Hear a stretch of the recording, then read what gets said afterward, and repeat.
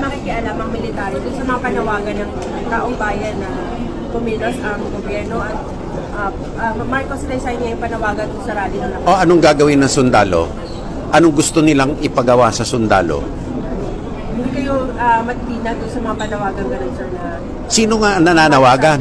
ang taong bayan, sir. Taong bayan ang nananawagan? Lahat ng taong bayan? Sir, rally, sir. Certain groups lang, sir. Certain groups, maliliit lang yun.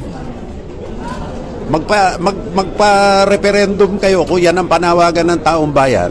At hindi na ba tayo natuto kapag nag-intervene ng military, hindi maganda ang kinalalabasan?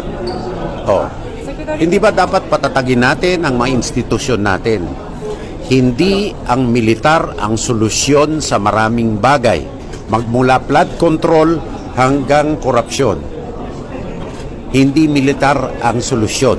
Ang solusyon ay pagpapatatag at papagtibay ng ating mga institusyon.